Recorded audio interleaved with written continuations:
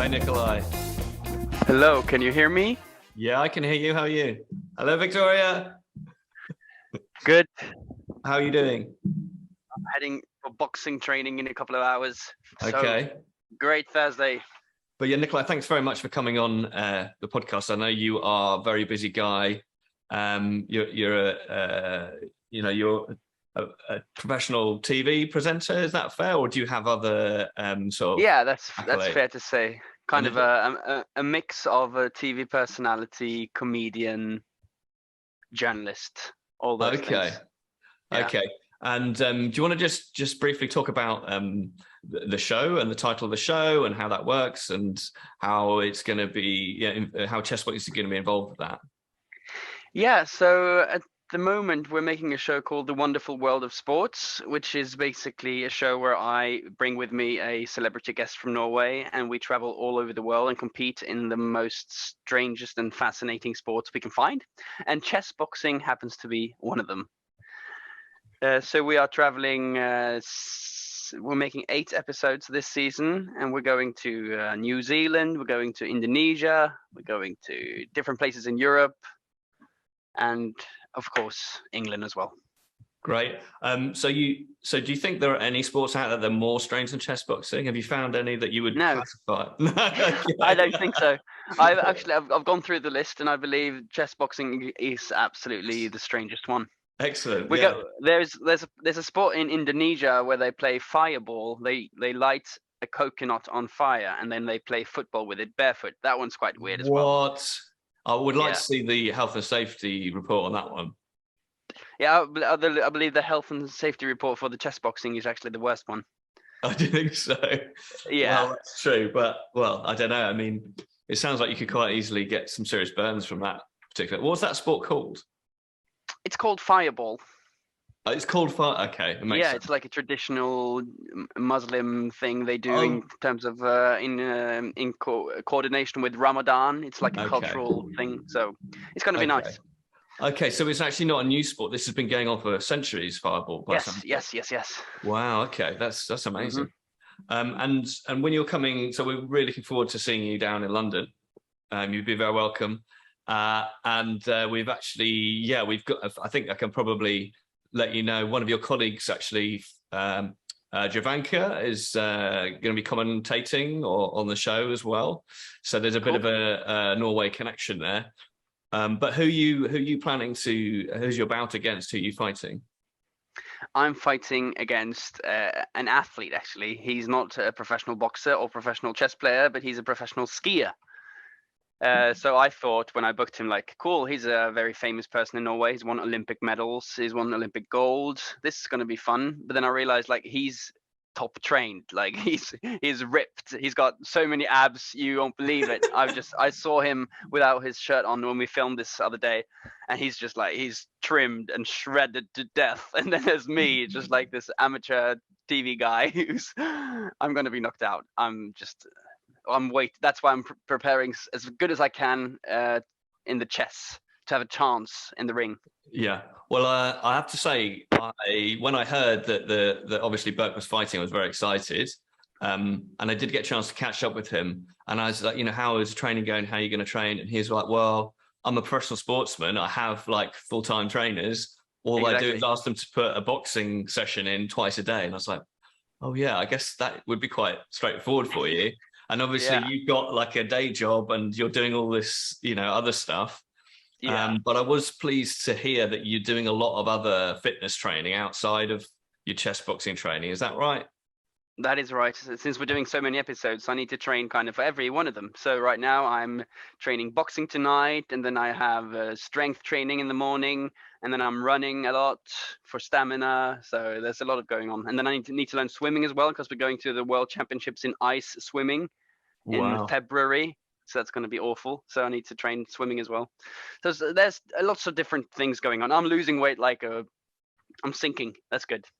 Yeah, that's great. I think I mentioned to you earlier, but when I spoke to Birk, I said, what do you think of your opponent? Because I think you just had a session where you trained together.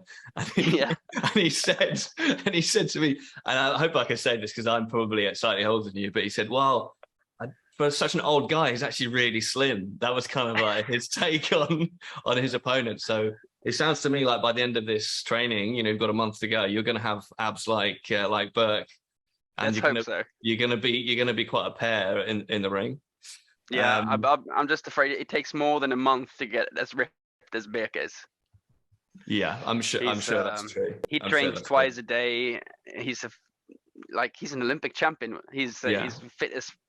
Yeah. Yeah. Well, I guess he'll have a dietitian. Like, it won't just be training, will it? Like, his whole regime will be, you know, geared around that. But it does sound like you're making some good inroads, and I understand you've been doing some quite a lot of chess training, and you've had a game or so with one of our chess boxers, Matt Crazy Arms Reed. How's the chess? Yes.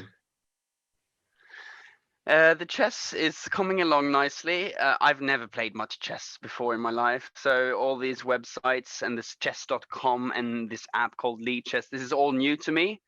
So yesterday, after realizing you can get actual like computer help if you could make a profile on chess.com, I decided to do that. So now I'm kind of I'm lost inside this machine, and I'm playing and playing and playing and using all my free time to play chess. Do you have an obsessive? Strange. Do you have an obsessive personality? Because that often helps with chess. I wish I did. I don't really. You're like me then. I know that's my only hope in this fight against Birk. He's gonna crush me in the boxing. So my only hope to win this bout is by beating him on the chessboard. So I'm training as much chess. Hopefully my brain is quicker than his. That's my only hope. But there's a lot of things you can do, you know, if you're clever about it. You know, boxing is a very strategic sport. I guess people think, well, you just got to be a big tough guy, right? And that's all you need. But actually, you know, there's a lot of things you can do to have a good defense, to slow the boxing down. You know, you can clench your opponent. You know, there are not you know, the tactics within the rules that you can use to kind of get through those boxing rounds. So we're planning, because it's both your first fight, we're planning to do 2 minutes boxing, and then of course you've got the chess rounds to recover. So I think if you get the right coach and you have the right corner man, gets the right advice, as you know, I think there's a lot you can do over and above, you know, outboxing him. So hopefully, you know, your corner man will start to think about, have you had any, but you probably don't want to give it away, but I wondered if you had any thoughts about that, you know, your tactics for the boxing and the chess. Stay alive. Stay alive. Okay. Just hold my guard up and hopefully don't get knocked down, and then just get time running, and then hopefully get as much time at the chessboard as possible. Well, that actually brings me on to one of my other questions, which is, so as you know, chess boxing is kind of, it's a sport, it's a dangerous sport, but also it's entertainment. Just, I guess, like, you know, boxing has become much more about entertaining people, and chess boxing is no different. And each of our chess boxers have a specialism, have like sometimes it's kind of exaggerated, but like a character trait that, like, for example, the guy who's giving you chess training, his name is Matt Crazy Arms Reed. His arms are like 2 meters wide, and that's his like specialism. Have you got any kind of like secret weapon or specialist technique that you're going to be bringing into the boxing ring, or is it literally, you know, just defend as much as you can? Well, since chess is my strongest side, I've gone for a chess-related nickname. I'm not sure if I want to give it away though. Okay, well, your second name is Ramm, which is really good in terms of thinking of a ring name. I mean, obviously, it's like it sort of delivers the idea that you're very tough and hard to beat. Well, I'm tough. That's true, but I'm very unskilled at the same time. So. I believe I'm the definite underdog in this fight, so hopefully I can get the crowds going in my favor. Yeah, sure. And also something that I understand that you've got something planned for your entrance. Victoria, your production manager, was dropping a few hints that you may have a costume, that kind of stuff. Is there anything more you can tell us about that? Well, it's all in the making at the moment. Okay. We have, since we work in like the Norwegian version of the BBC, we have like a stylist section and a sewing area where people like they sew costumes and stuff. So we've got some people on board to help us out, make something fun. Well, that's really wetting my whistle. That sounds like we should be very interested to learn like how that pans out, because I know you to be a bit of a showman. I presume I've only spoken to Birk once, but based on some of the videos I've seen of his like Olympic winning jumps, like he's a massive showman. So it'd be really interesting to see what you guys come up with. So another thing I wanted to ask you about, which is sort of current thing, which is what is happening in Norway in terms of chess, in terms of Magnus Carlsen, and through lockdown and him sort of stepping onto like the global stage. How has that impacted chess in Norway? Hugely. Like chess was not a big thing in Norway, but then we got this prodigy. Like we heard of him when he was like 12, 13 years old, like becoming this Mozart of chess, but then no one really thought much of it. But then suddenly he was in the freaking world championships finals and won it. And the entire nation was following this. Like the ratings on TV were insane. And now my TV station have started following chess regularly, and they have they have a studio, they have experts in there, and the whole nation is following Magnus every year. And just now it was like, wasn't there like a big chess championship just recently, some Fisher Random championship? Yeah, that's right. And I think one of our colleagues, in fact, the guy we interviewed last week was on the podcast. Like Lawrence Trent was commentating, and so Lawrence is a British guy, but he lives in Berlin. But he's sort of a friend of Chessboxing, and he's actually so this is connecting the two things. There's rumors, so he's fighting in a show in LA. That's been put. So he's in a chessboxing show. So Lawrence, shout out to you. He's been preparing for a fight in LA, and Magnus Carlsen may be commentating on that show in LA. Wow. So so the guy running it is a huge influencer. This guy Ludwig, he's not that big in the UK, but in the US he's massive. He's got millions of followers on YouTube, and he's putting on a chessboxing show. Lawrence is headlining, and it's rumored that Magnus may be commentating because they're good friends apparently. Cool. So it's it really feels like the whole sport is starting to take off. We're really looking forward to seeing that show as well, which is a day after our show. So it's going to be really interesting to see how they produce that and how that goes. And we know quite a few people who are going to be taking part as well, so that's exciting. So what are you most looking forward to then about coming over to London and taking part in the show? Because I know you've got quite a lot of plans before the show, in the build up to the show as well. Yeah, we're coming over a few days ahead of the actual fight night, and then we have a training session and hopefully get some chess training as well. We've spoken to like this outdoor club. They do like outdoor chess community. They play in some park somewhere. Is it Foursquare Club? The Foursquare Club? That's the one. Yeah.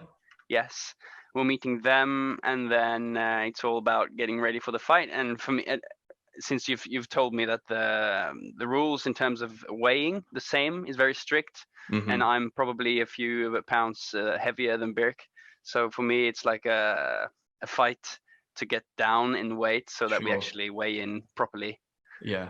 So I'm going to be drinking a lot of water and taking a lot of hot baths and stuff to hopefully get really, really slim just in time for the fight. Yeah, well, obviously, the more you can do ahead of time, the easier it is. You don't really want to be trying to lose like half a kilo like on the day if you can help it. We kind of advise that you do as much as you can. I know you have been working hard, so that's good. And I think you're also going to come to our boxing club as well and do a bit of training with us, which we're really excited to have you guys in there, because it's they treat us very well, but it's also like it's a very cinematic space. Like it's a very like gritty sort of North London boxing club, so that'll be a lot of fun. So one question I do ask most people on the podcast is, what is your favorite chocolate bar? Because it often reveals a little bit about their personality. Favorite what? Favorite chocolate bar. Favorite chocolate bar. I'm a big Snickers man. Okay. Well, that's something we know over here. Yeah. So are you old enough to remember when it was called Marathon? No. Okay, that's just me then. Okay. Never heard of that. Okay, well, that's a good thing. That's the right answer. Absolutely. We're almost out of time. So thanks for coming on. Is there anything else you want to say? Any words you've got for Birk, as he's training, perhaps get inside his head a little bit? Yeah, well, my hope is that Birk, he just looks at me as this like 33-year-old dad, which I am, which is true, and then takes a little easy on it. So hopefully he underestimates me, and if everything goes my way, I will get an early advantage on the chessboard, which makes him a bit desperate, and he starts losing his technique in the boxing, and he starts throwing punches without any hitting much, and then if everything goes my way, I have a checkmate in round 4. Okay, so you're saying you're gonna get checkmate in round 4. Is that what you're saying? Well, round 4 is boxing, isn't it? So it is, needs to be round 3, round 3 or round 5. That's my my dream scenario. Yeah. Okay. Well, best of luck with the rest of the training. Thanks so much for coming on, Nicolay. I can tell you, very much looking forward to this. Yeah, I can tell you our whole community is really looking forward to hosting you in London, seeing you in London, seeing how you both get on. If all goes well, we'll go for a beer after the show. And then, of course, we're looking forward to seeing your production come out in 2023. Yes, perfect. Sounds wonderful. I used to live in London, so I love the city and look forward to it.